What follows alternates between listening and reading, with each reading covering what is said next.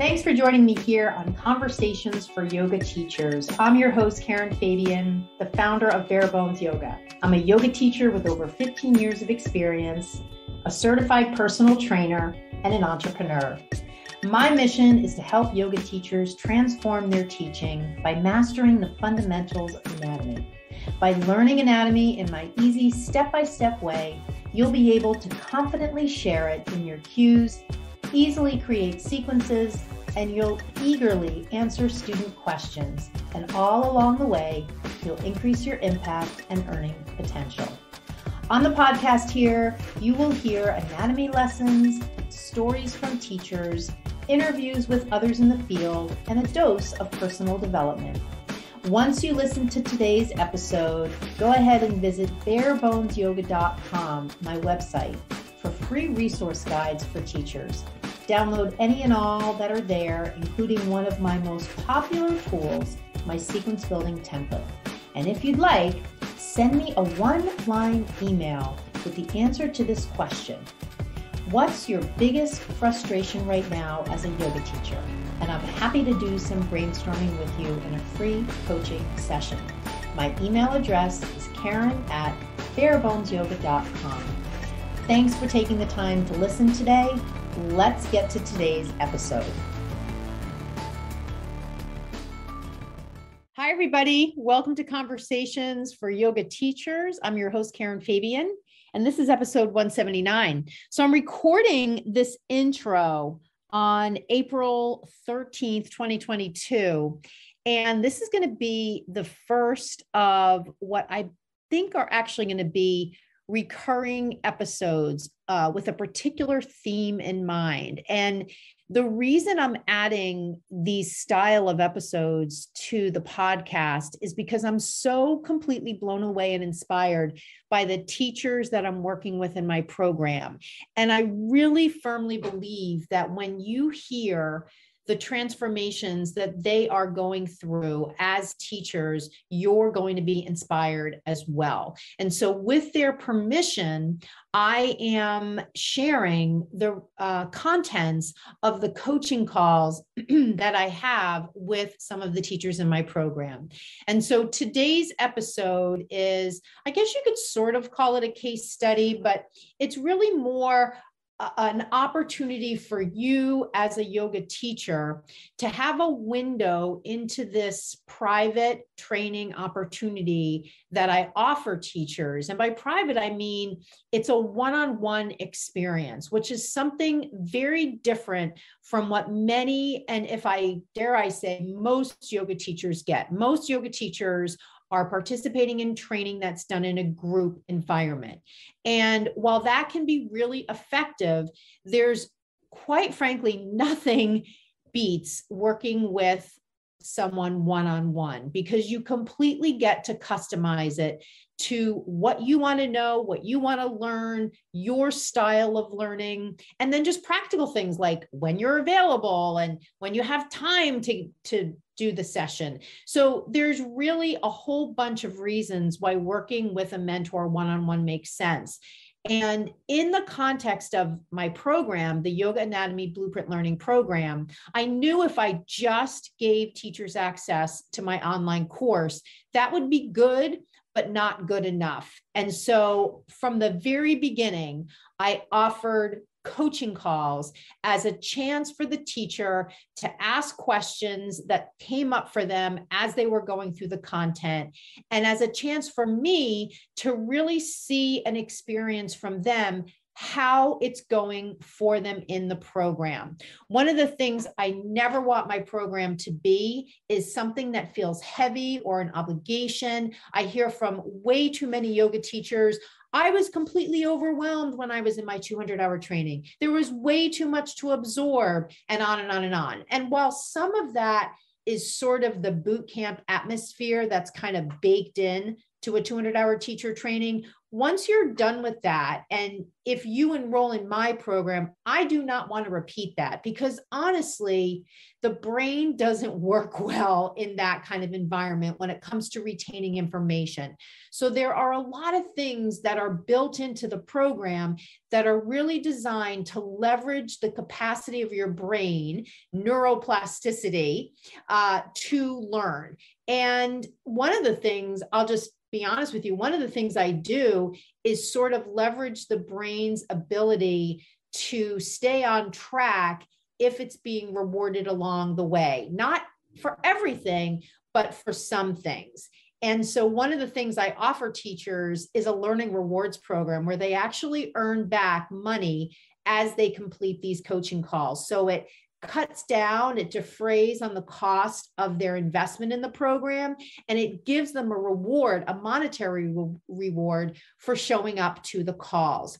However, the biggest reward that they get is that they begin to believe and see evidence of their transformation as a teacher. And I see that when I work with them in these calls, and I always sort of bring it to the surface and reflect back to them and ask them inquiry and discovery questions around things like, so it sounds like you're really understanding this anatomy concept. How does that have you feeling? How does that make you feel? What does that allow you to do now that you couldn't do before? And I'm always blown away by the responses I get when I ask questions like that. You know, we can look at learning anatomy as a very factual academic experience, or we can look at it as an opportunity for us as teachers to transform our teaching. And if you hear that phrase and you think that sounds like a bunch of baloney, or it sounds like a bunch of woo-woo, at the nitty-gritty level, I always offer the nitty-gritty level changes that happen when you transform your teaching, because I think there are sort of two camps of teachers. Those who hear transform your teaching, here's an opportunity to do that, and they jump on and they're like, yes, tell me where I sign. And then other teachers are like, what the hell does transform your teaching mean? So what that means is that on the strategic level, on the tactical level, you learn how to cue confidently based upon what you know about the body, i.e. anatomy. You build sequences easily and in much less time, and sometimes even just on the fly, which most of the teachers in my program weren't doing before they enrolled. And you answer student questions in a collaborative way and confidently and enthusiastically, rather than feeling like you're on the hot seat. Oh my God, what do I do to respond to this person's question? So those are three of the many areas, but the main areas where teachers transform. So in this call, with her blessing, Mindy has agreed to allow me to share this call with you. And the reason I picked Mindy's coaching call as a kickoff to this new segment of podcast episodes I'm going to be sharing here on Conversations for Yoga Teachers is because I felt so much positive energy from her, and I loved her attitude, and I loved that she was feeling like everything was clicking together. That concept of having things finally click and being able to pull the pieces together in a cohesive way so that you can teach confidently is not only what Mindy experienced, and you'll hear her say that in this call, it's also what other teachers experience and what I want for all teachers who are in my program, and what the evidence has shown is more than possible. So this is a little window into my world and into the world of experiences that teachers in my program have. Keep in mind, the Blueprint Learning Program has 4 parts. It has the self-study part, which the teacher does independently, which is reviewing the course, which isn't just a course, it's a multi-step. All you do is follow the steps to learn the information. That's it. You don't have to go on the internet beyond the course. You don't have to look at a manual. You literally just go through the modules in the course. The coaching calls is an additional piece. The anatomy manual gives them a glossary of the postures with the breakdown of anatomy for each one. And then the practice portal is an online portal where they can see dozens of recorded sequences and get ideas to create their own sequences, as well as practice yoga and practice meditation and journal exercises.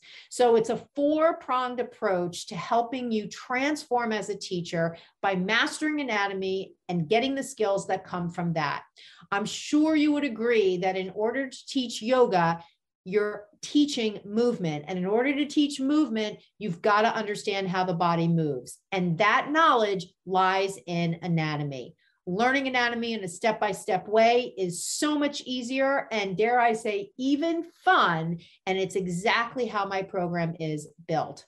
So with that, I'm going to drop you over to listening to the coaching call with Mindy. Now, this is, of course, a coaching call, so there's a video. You're only listening, of course, to the audio.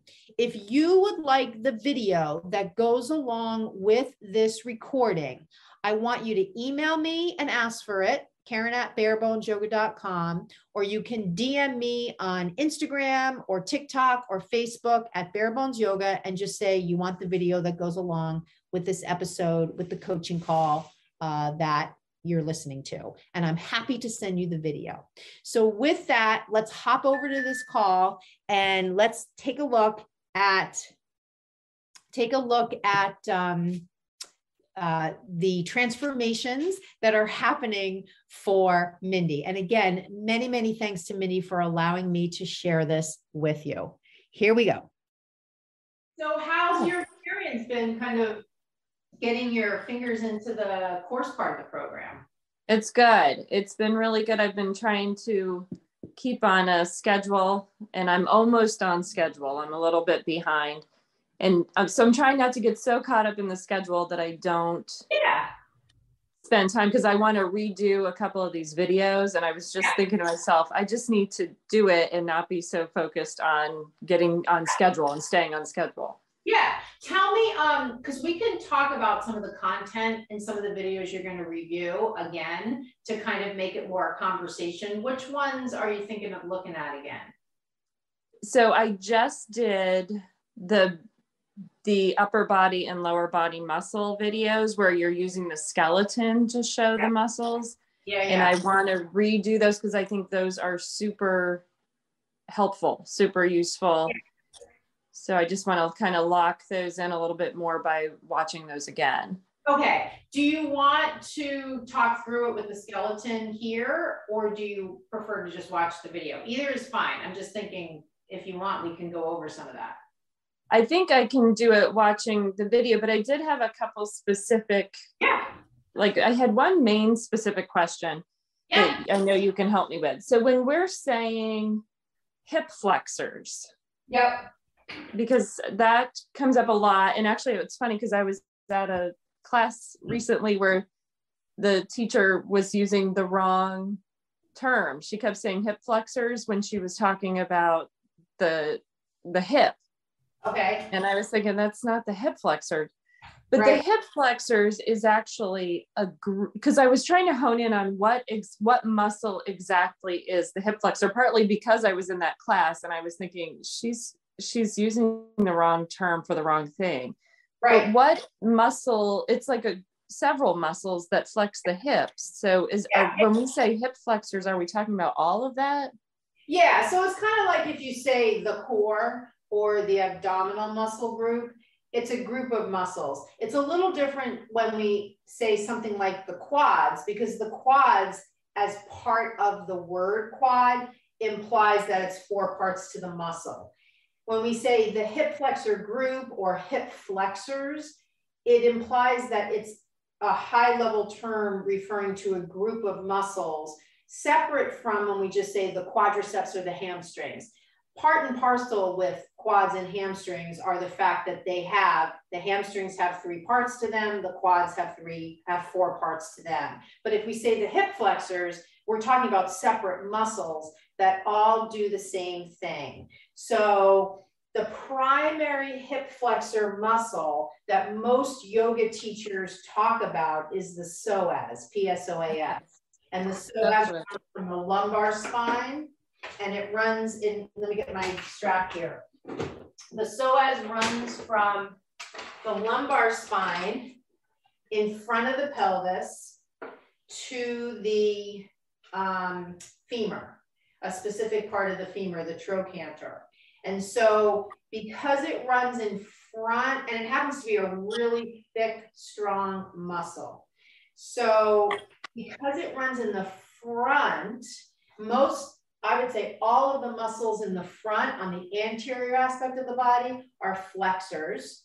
Muscles on the posterior aspect of the body are extensors or external rotators. Muscles in the front on the anterior aspect are flexors or internal rotators.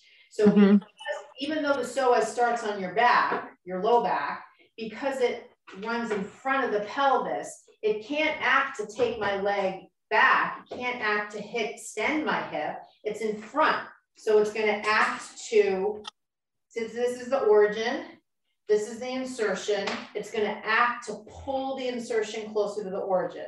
So as soon as I lift my leg, I'm flexing my hip.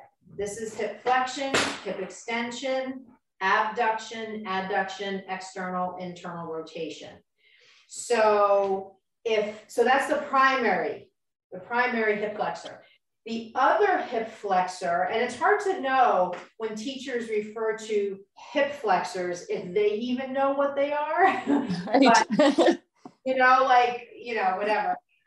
But the psoas is one. The other primary hip flexor, which another term is a synergist. When one muscle does the same thing as another that's nearby to it, they work collaboratively, and that means they're synergists. They work synergistically. They do the same thing to help that action. So a synergist to the psoas is the rectus femoris.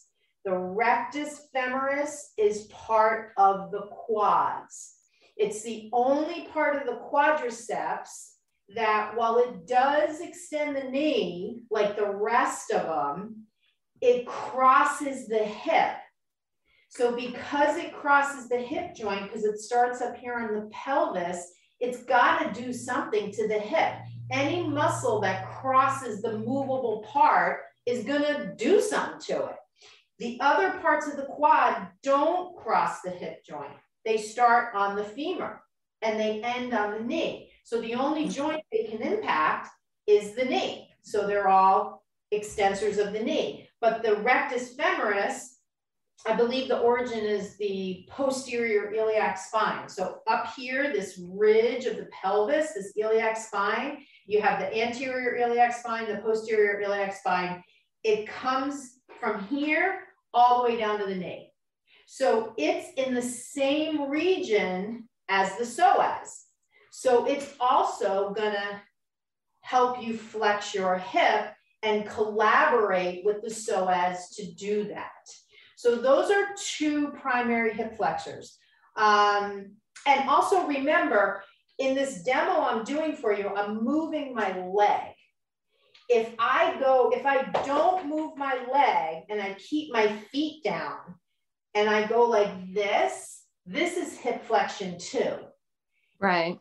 Using the same muscles to do the same thing, I'm just moving a different part of my body. Okay. Okay. So there are other hip flexors, like the sartorius is a hip flexor, but when people say the hip flexor group, primarily they're talking psoas and rectus femoris. So what's the quadriceps femoris? Is that just? It's this. So I guess maybe I even termed it that at one point in the. Oh, I see. It's it's like the bulk, all of them together. I got it. So the quadriceps femoris is the whole muscle group, or most commonly known as the quads. If you chunk it out into the four parts, you get the rectus femoris, the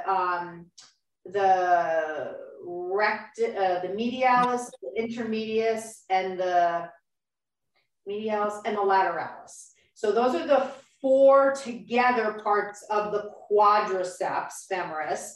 The rectus femoris is the only one that starts on the hip. Got it. It does 2 things. So when something crosses 2 joints, it's a polyarticular muscle. Poly meaning more than one, articular meaning articulating surfaces, the surfaces that connect at the joint. I've got the head of the humerus and the glenoid fossa of the scapula. That's the joint. The surfaces are the articulating surfaces. If I look at the spine, I've got all the vertebrae stacked. So every vertebrae has a surface touching another. Those are the articulating surfaces.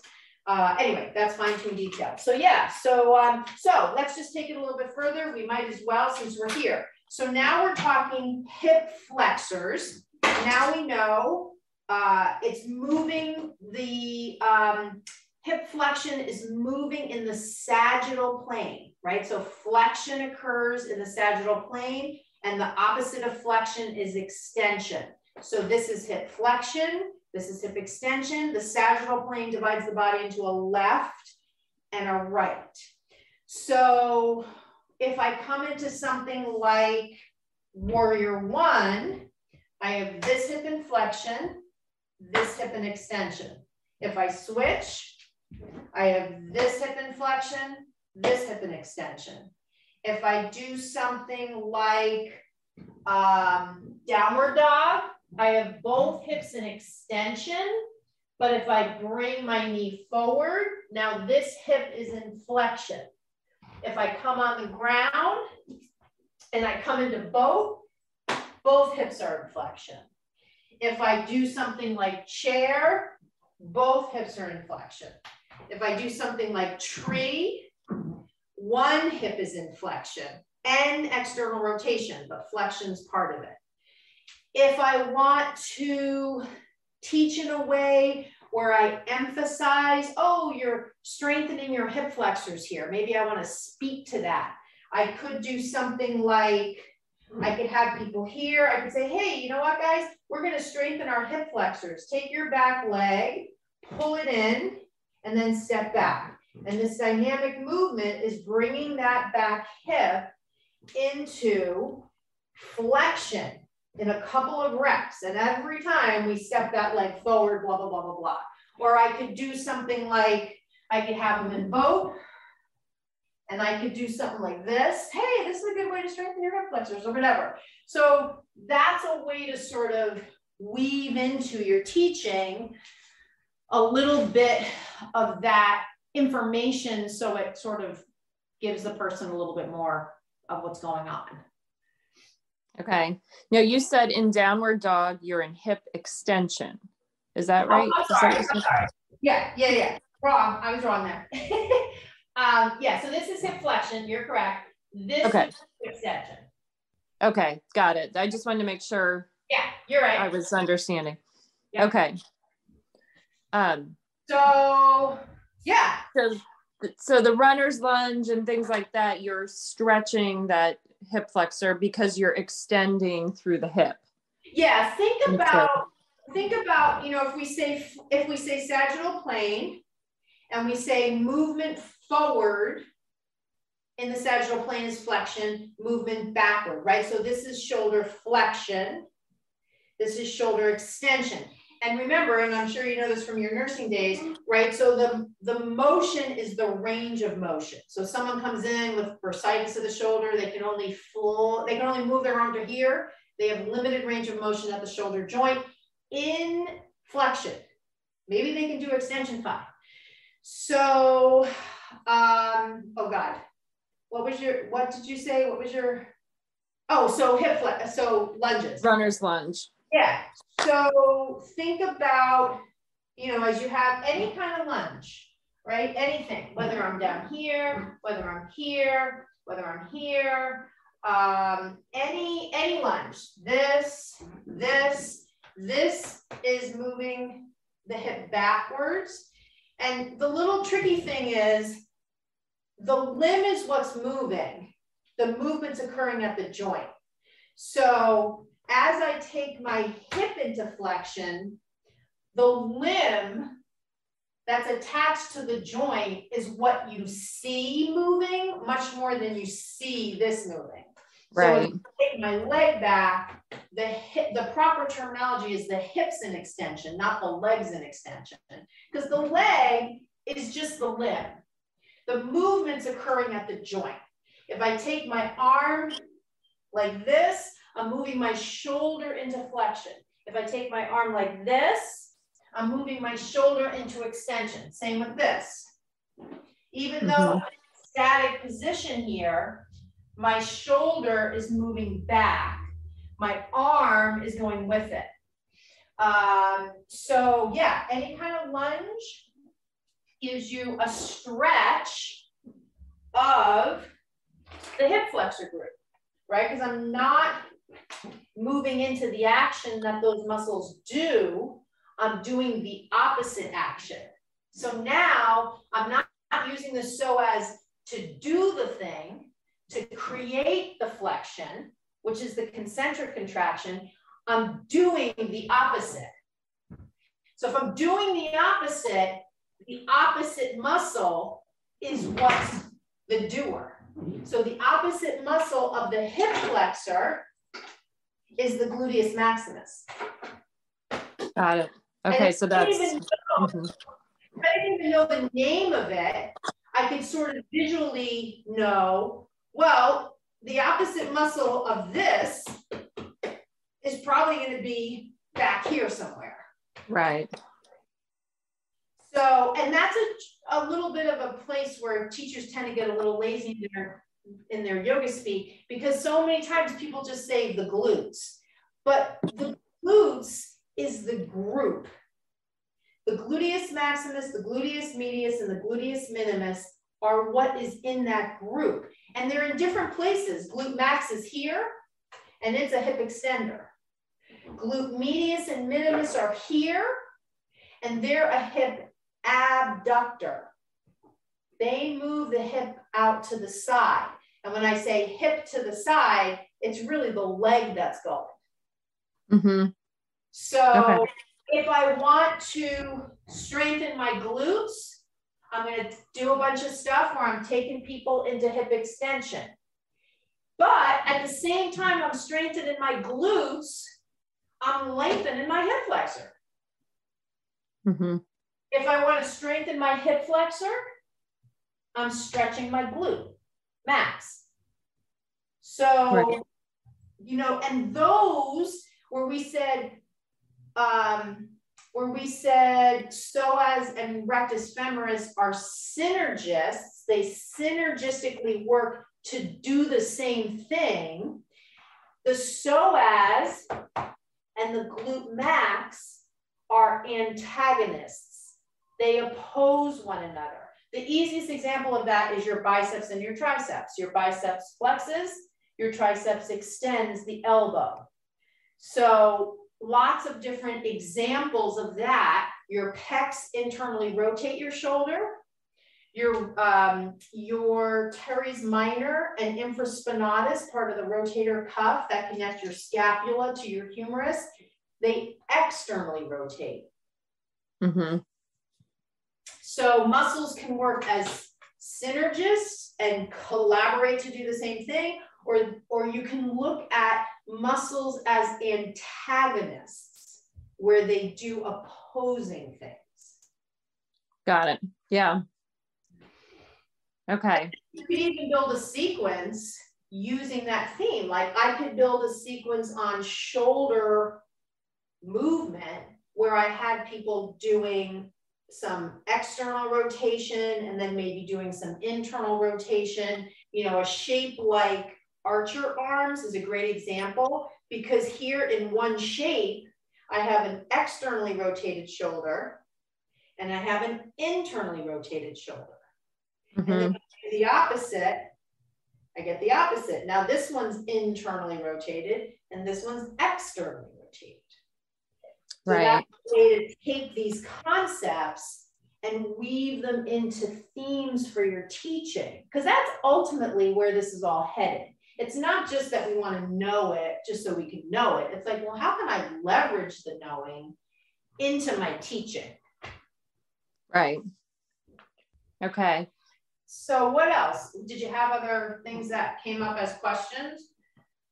I don't know that I had any major questions. I had a big aha moment sort of with and I'm sure this is something that should have clicked before. It's probably been taught to me before, but somehow it really clicked with me how so many of these poses are like the basis of mountain, of Tadasana is there, like stacking the shoulders over the hips. Yeah.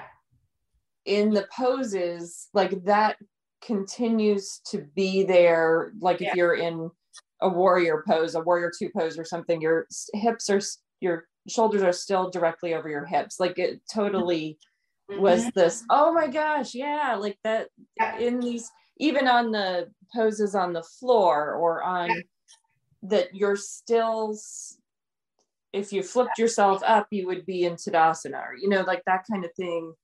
Just clicked with me.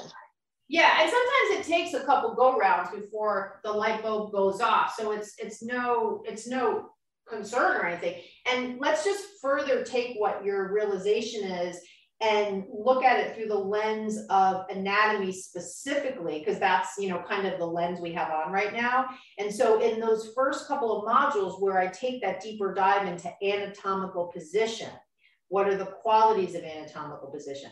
Why do we even care? The reason why we care, if we now call it anatomical position instead of asana or mountain pose, the reason why we care is exactly what you said, because there are so many qualities of this AP, like you said, that we see in poses that we can use as a guide for our cueing, where we don't have to get into a lot of the minutia. We can stay at the level of the shape and the qualities of this shape that are helpful for people to access when they're in different shapes. But as you say, some of these qualities are transient. They live in these other shapes as well. So let's just go through some more examples of this to really have it hit home. And one of the things I want you to keep in mind, and you sort of alluded to this, is that my position to gravity is a factor in my ability to maintain some of the goodness of anatomical position, some of the good qualities of that I would want to retain. Like certainly if I'm doing wheel, there's not a ton of similarity in that shape and anatomical position, except maybe feet at hip width. However, there are a lot of other poses where I can find a lot of other connecting points between AP's qualities and the pose qualities. So like you said, shoulders over hips, right? So I have that here. I have that here. No, I don't have that there. I have it here, shoulders over hips. I have, I guess to a certain extent, I have it here in Warrior 1, Warrior 2, Mountain Pose. And those are two standing postures. But what if I take myself out of standing and I now add gravity as a force I need to overcome? So if I come into something like plank, now because I have to fight gravity, I might be more inclined to drop my head. But as a teacher, if you're thinking of the qualities of AP that you can apply to this, you might be inspired to ask your students to just lift their chin a little bit. Now, you may not know the muscles of the neck that are sort of not doing their job there, which is why the head's dropping. It really doesn't matter though, because you know this, and you know this is the body working in sync. Same with if I ask somebody, if I look at somebody in AP, what's the quality of the pelvis? Like what's the pelvic position? How would you describe it in anatomical position?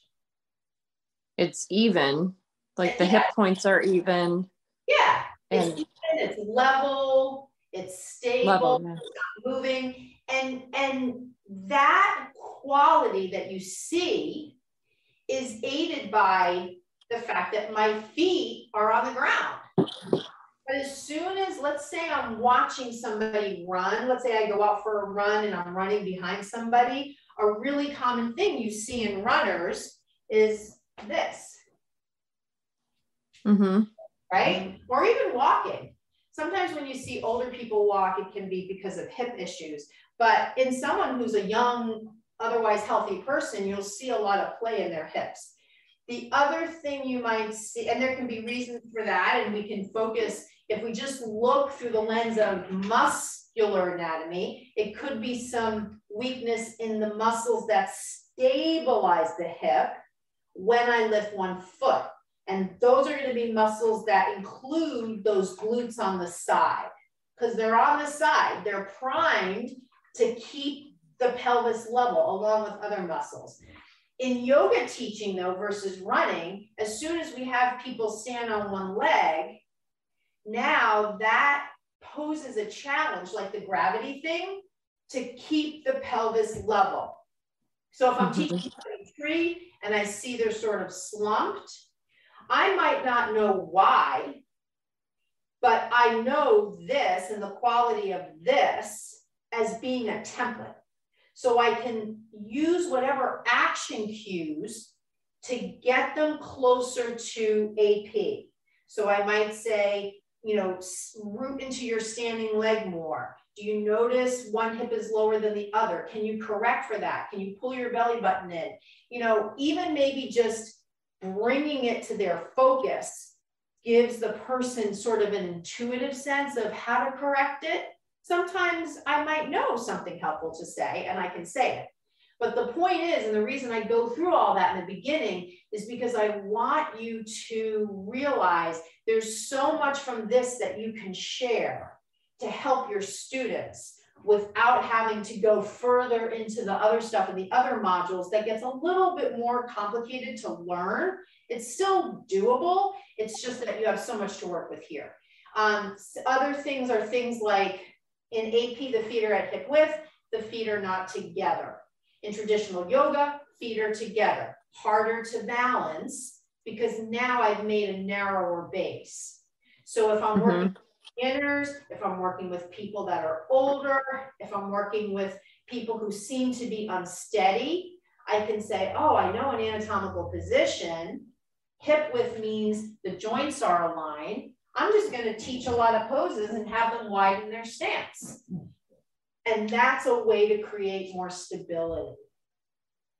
Right. And it's interesting because there's some of those things I would do in certain positions, but I didn't know to connect it. And now knowing to connect it, I found ways to do it in other poses. And I teach beginning yoga.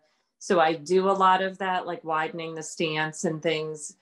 And now it makes so much more sense why those things work and why, you know, people are always trying to get, even the beginners, they're trying to get their feet in, like in Warrior One, they're trying to keep their feet really close together. And I'm always saying, widen your stance, come out to the edges of the mat, because they're losing their hip placements when they start, they're wobbling and they're trying to stay balanced. And so it makes so much more sense to look at it from that anatomical position and realize just widening that stance gives you that stability because. And do you see how connecting from this point forward, what you're saying with what you know has the potential to change how you come across when you teach?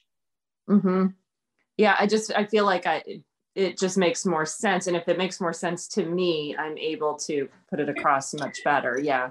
Like, because it's like I had the pieces, but to now make this full circle connection is so much better.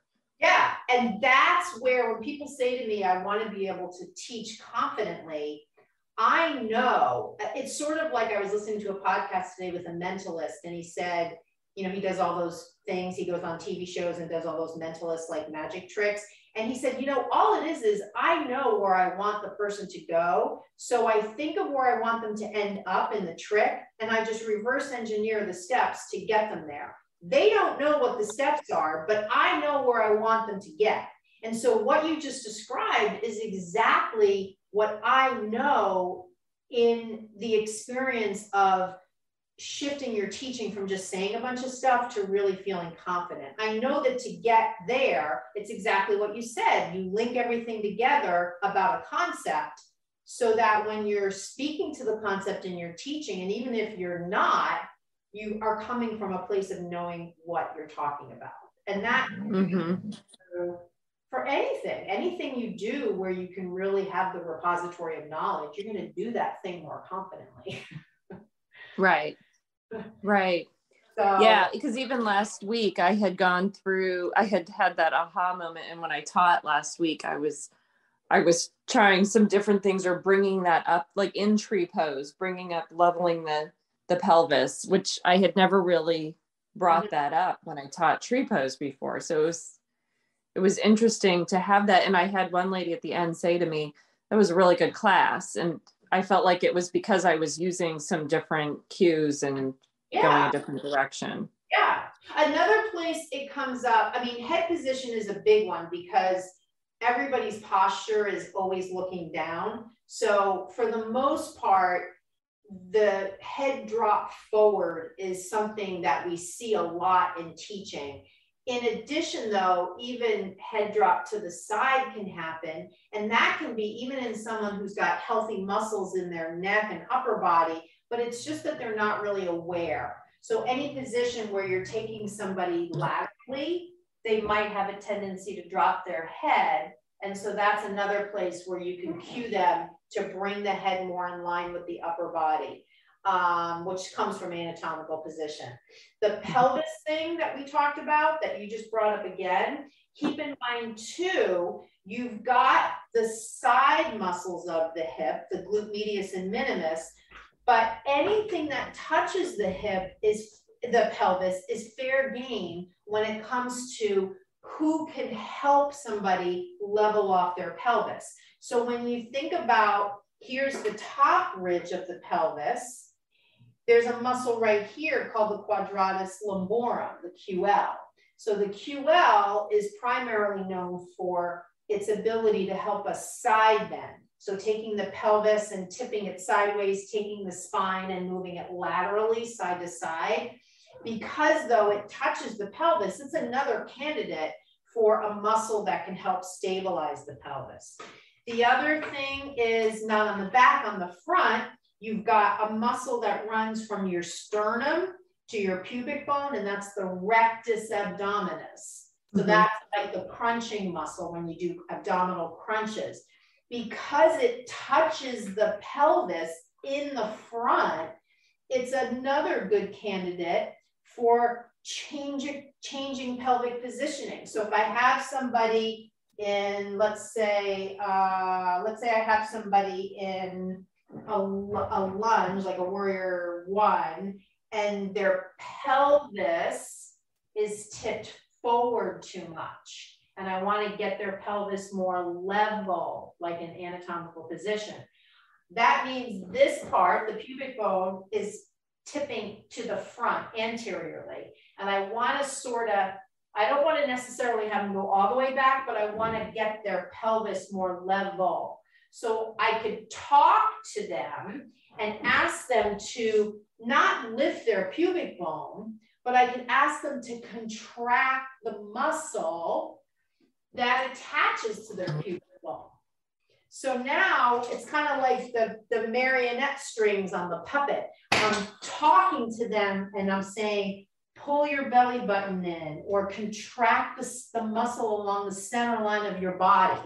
And as they do that, they can get their pelvis more level because they're leveraging this muscle's attachment on this part of the pelvis to lift.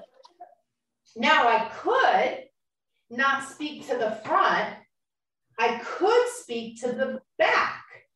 So in this scenario, because the tailbone is sticking out too much. It's hyper extended, too much extended. I could say, instead of sticking your tailbone out, can you guys tuck your tailbone a little bit?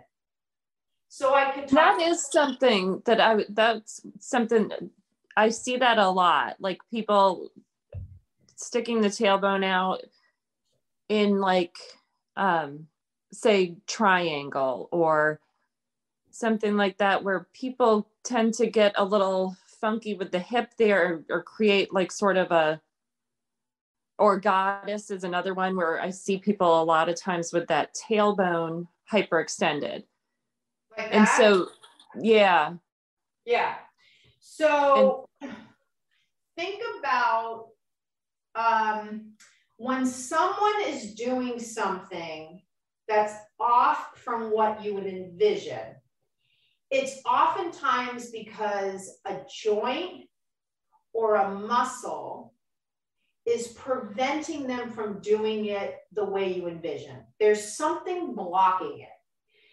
And in many cases, the person intellectually hears what you're saying and they know the pose. So they're trying to sort of fall in line, but their body is a block. And when I say the body, think about the infrastructure of the body and what they have available to leverage to get into the shape. They've got bones, they've got joints, they've got muscles acting on bones, they've got fascia. So when I look at all those components and I watch people moving on the mat and I see someone who's out of alignment, my first thought is either they're not hearing me and they're not understanding what I want them to do, so that's on me. So I might reframe the cue and give them another shot. Or they're hearing me, they get it, but something in the infrastructure is like, nope, not going there. The thing though about the body is that even when something is a block, the body has ways kind of around it. Like think of somebody who has a crick in their neck or a trigger point in their neck. Over time, if they don't get that treated, they'll sort of just create a compensation where they just don't do the movement that gives them the problem. And so as a result, they have the trigger point and then they have this other stuff that the other muscles around it are doing to sort of make up for it. It's like, well, geez, if you're not going to take care of that, we're just going to protect that area and just lift the shoulder or do whatever the other thing is. So for the example that you shared, if I, let's take a simpler one. If I take somebody and I say, hey, let's do warrior one, and I have in my brain shoulders over hips and hips pretty much level, right? Here I am in anatomical position, my hips are level. If I take myself into warrior one, pretty much hips level too, right? Are we in agreement there? Okay. Yeah. However, what I see is something more like this. Mm-hmm. Now, my hips are not level. And when I say hips, right? So the hip is the hip joint. The pelvis is the connection of the two pelvic bones that create the bowl, the container of the pelvis. So when I see somebody in warrior one, I want the pelvis level, just like in AP. If I see them tipped forward, this is an anterior tip of the pelvis, not a posterior. I'm tipping it to the front, meaning the ASIS, the anterior superior iliac spine, those two hip points are pointing forward. They're not going backward. So I take warrior one, pelvis level, just like AP, but now I have a person who's here. So if I have a person who's here, they're anterior tipped, but they know in their head they want to get themselves upright. So they're sort of creating this big sway back to try to get themselves upright because they don't want to be here. They know this isn't right, but the body isn't letting them get here. Now, when we say the body, we can hone in more and say, what part of the body? But to understand what part of the body, we have to understand the stuff you're going through right now in the course. The qualities of anatomical position, the planes of movement, joints are where the bones connect, and so on. So if I look at this, I say, can't get pelvis level. This hip's in extension.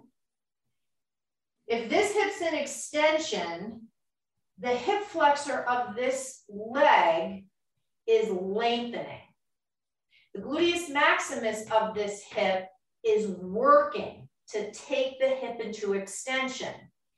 If they can't get themselves upright, there could be a block in the movement allowed at this joint. Right. And the primary candidate for movement in this joint is I want to be able to take my hip into extension. And just like we said at the beginning, if I'm taking my hip into extension, I'm using glute max, I'm stretching rec fem and psoas. So maybe these guys are too short. And because they're too short, it's pitching me forward. And so my modification might be, don't put this hip into such a demand for extension, shorten the stance, give the psoas less to do in the stretching plane, and now I can get myself more upright. So do you see how we did that? Yeah. Yeah, that's really helpful. That's interesting.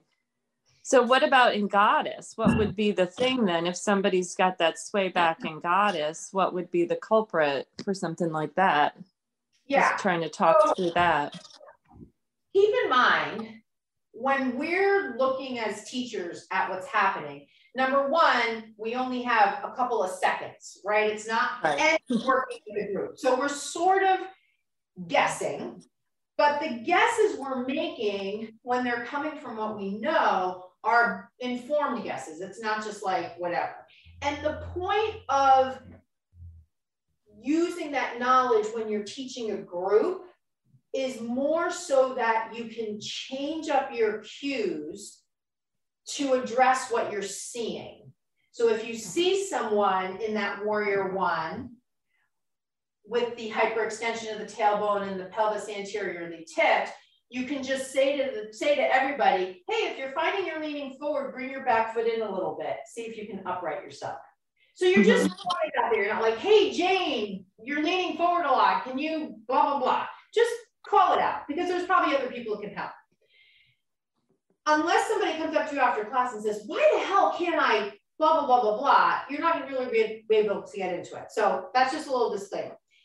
However, for the goddess thing, if I take somebody and I want them to flex their hips, because see, the other thing about goddess, when you look at things through the lens of the personal training world, the primary way any personal trainer ever assesses somebody's movement is they do a squat assessment.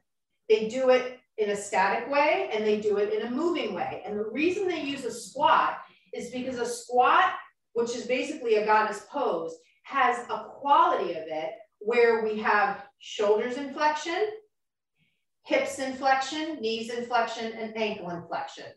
So we really have like triple, quadruple flexion here. And once we put that sort of demand on the body, if there are muscles of extension that aren't strong enough or muscles of flexion that are too tight, we're going to see, think of the body, not like parts, but think of it like a chain. So if I take the chain and now I ask it to flex in 1, 2, 3 ways, and there's any problem along the links in the chain, muscles too tight, muscles too weak, there's going to be some sort of compensation. And that's generally what we call a muscle compensation. Somebody is compensating because somebody else can't do their job well enough. A really good example of that might be if I sit a lot and I take my glutes, because as I'm sitting, my hip is in flexion. So because my hip's in flexion when I sit and the function of my glute max is extension, I'm not doing a lot of extension. I'm doing a lot of flexion. So I'm always sort of stretching my glutes. So now when I come to yoga class and I want to do a lot of movements where I take my hip into extension, my glute max is weak because I've been stretching it a lot. So somebody else has to make up for the weakness in my glute max. Well, it sure as hell isn't going to be something up here. That doesn't have any contribution. It's going to be something nearby. So what's the nearest thing to glute max? The hamstrings. So the hamstrings tend to take on more of the load in hip extension if the glute max is weak because of some reason. And for so many people, it's just the constant passive sitting. So that's that. So now we go back to Goddess and we say, okay, I have somebody in Goddess. I want them to flex their hips, but I don't want them to stick their tailbone out. Now, as they stick their tailbone out, if I look up the chain, what do I see in the low back? Like what quality of shape do you see? Yeah, it's like a sway back, what we call a lordotic spine, not a kind of lordosis. So if I see, now I have a lordotic spine anyway, just in anatomical position, I can feel the lordosis, but it's not an exaggerated one. When I see an exaggerated anything, if I'm not asking the person to exaggerate it, like in wheel, if I just want them to be doing a lunge, but instead I see that, what that says to me is something that does that is doing too much of it. Something being a muscle or a group of muscles, whoever does that thing is just doing too much. And when you say doing too much, I mean, not in a good way. Not like I'm trying to bulk up, I'm trying to build my biceps, I want to go to hypertrophy. It's like, settle down, too much muchness there. So if I look at a sway back, it's not spinal flexion, it's spinal extension. Now, as I said, if I want somebody to come into wheel, if I want somebody to do dancers, I want spinal extension. But if I have somebody in Goddess, I don't want spinal extension there. But if I'm a person that has overactive spinal extensors in my lower back, that might be what I do. Now I'm in a position where, and if I have no awareness on the anterior, the muscles on the anterior, I'm just kind of letting my body go to town. I don't know. I'm like not aware. It's just a postural thing that happens. So many times, you know, when people talk about, I have low back pain, I have chronic low back pain, my low back always hurts. Many times that's an issue with this part of the spinal erector muscles, the erector spinae. You know, you can look at the erector spinae as the unit that runs up and down the spine as a group. There's the three parts to it, or you can chunk it out, the lumbar erector spinae, the thoracic, the cervical. And this is a very common place for people to have overactive muscles. And sometimes it's because the core is weak. Right. That's what I was coming to when you were talking. I was suddenly thinking it's the opposite, isn't? Yeah, because think about it. It's the same thing with the head. If I'm constantly looking down at my phone, the muscles that lift my head are constantly straining to get the head uprighted, but me as the owner of the body is constantly looking down. So those muscles are firing, but not strong enough to get the head up.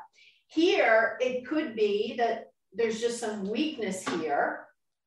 And so this is sort of constantly overdoing, and it creates muscles that are just sort of always firing and too much tension and not a lot of just healthy mobility. And so you'll see it in something like chair. You know, you might see, you know, someone hyperextend their tail.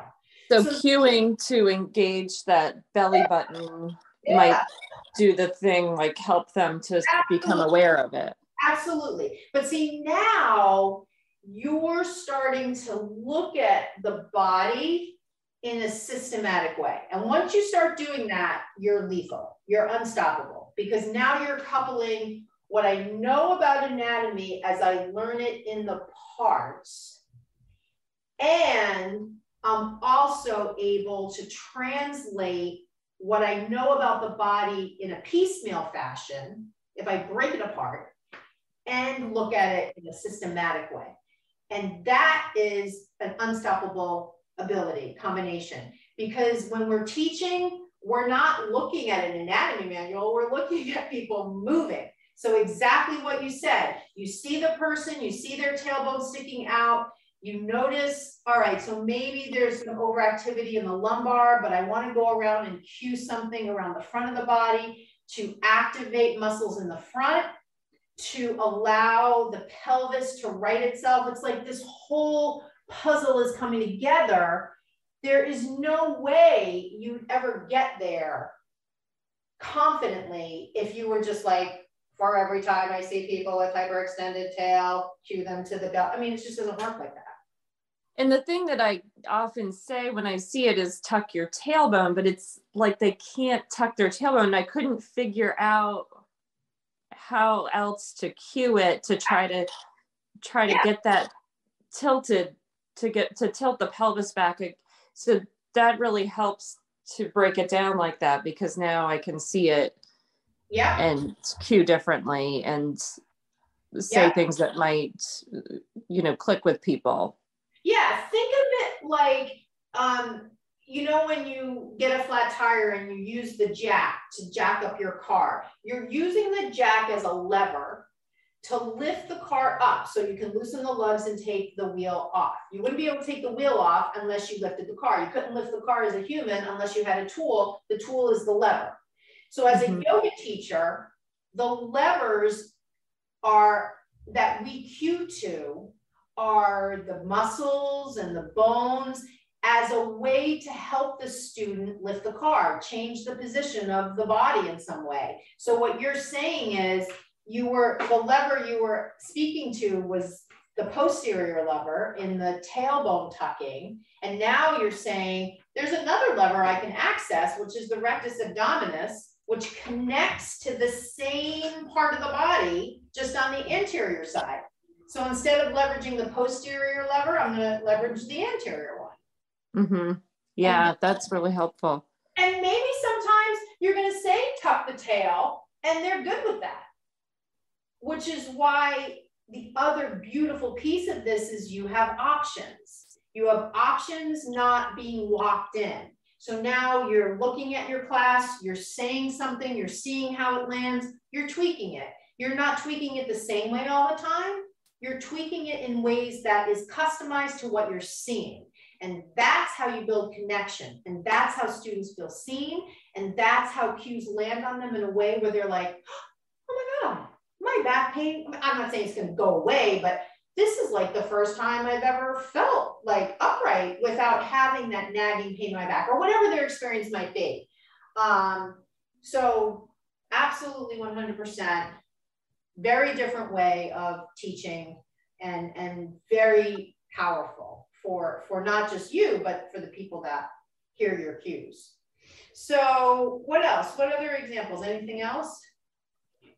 I think that's all that comes to mind for me right now. Those were really like the big things that I noticed in this. I had forgotten about that one about the sway back kind of thing, but those were my things that stood out at this point.